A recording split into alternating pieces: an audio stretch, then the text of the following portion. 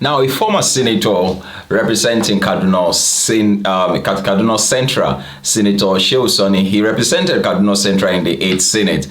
He had mocked the immediate past governor of Kaduna State, El-Rufai, for missing out on the appointments made by President Bola Ahmed Tinubu recently. Thank you very much for joining us. This is Serious Matters on ONIF TV. Please do share views, so drop your comment, make them simple and simple. Let's go there. Well, the media had reported that Tinubu appointed, a former governor of Benue State, George Akume, as secretary to the government of the Federation, while the outgoing Speaker of the House of Representatives, Femi Gbajabiamila, was appointed the chief of staff. Well, many had thought that El-Rufai would be the will be appointed the chief of staff, but then this is what we see today. Akume, who was sworn in by the president on Wednesday at the Aso Villa, had served during the second tenure of the former president Muhammadu Buhari as Minister of Special Duties and Intergovernmental Affairs. Before Akume and Gbajabiamila were appointed,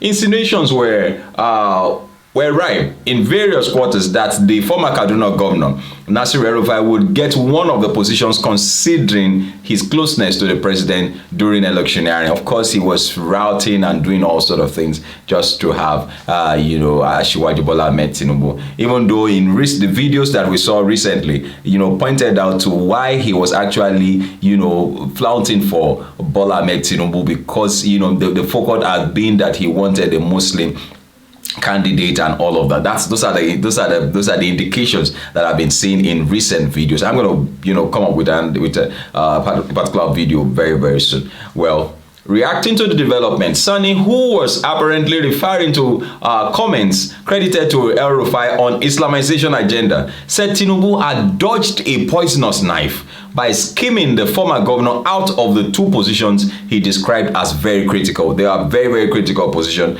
and I think President Bola Ahmed Tinubu made a very, very good decision skimming him out. Now, if Tinubu had appointed Mr. Sabi, with the description they gave former governor of Kaduna State, El-Rufai, as SGF or chief of staff, he would have sworn the seed of discord between the president and the vice president, speak and move around, as more important than the two. Now, Tinubu had dodged a poisonous knife. Sani said in a tweet on Wednesday afternoon. El-Rufai was alleged in a threaded video on social media to have said that the Muslim ticket in the Kaduna, governorship election would be sustained beyond 20 years in the state. In the video, the former governor, who spoke in Hausa, also claimed that the Muslim domination was being replicated at the national level, and that the victory of President Bola Tinubu had silenced his critics, particularly the Christian Association of Nigeria. Well, I think I go with I'm actually tilting towards the direction of Senator Shehu Sani's thoughts also, because if what's his name? If El-Rufai is speaking the way he's speaking, if you saw that video, and you see the intent with which he was speaking, the depth at which from which he was speaking, then you will agree with me that this man, in fact, one of the anchors or presenters at Arise TV yesterday had to say that he said he wasn't so sure of the man, because he used to know him. And how he has become this all of a sudden. And so we are wondering, the killings in the southern Kadunas, which are dominated mainly by Christians and all of that, are we not getting it clear now? But then we'll see how our President Bola Ahmed Tinubu will handle this issue of security, and especially security of lives and properties, especially securities of Christians who are actually speaking very loud at that point when you want to say that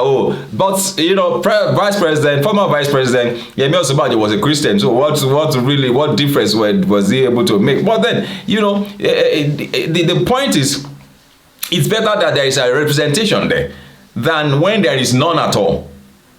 Now look at what El-Rufai was saying. Look at the way he was, he said since Bola Ahmed Tinubu had won, he had silenced the Christians have become silenced. And that is what they want. They are forgetting that we don't fight for our God. They are forgetting that we don't defend our God. They are forgetting that our God defends himself and defends us. And when he seems to be silent, he is walking underground. So we'll see how everything pans out.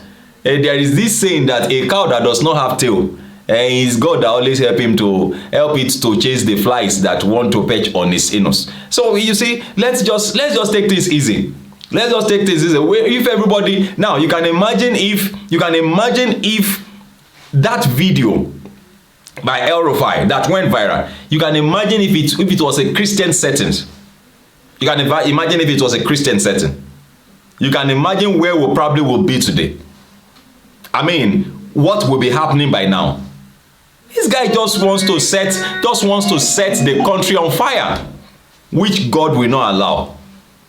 I'll play a video in a moment of you know, coming from our brother and Christian mentor, you know, coming from that part of the north, Isa El-Boba. I'll do that video very soon.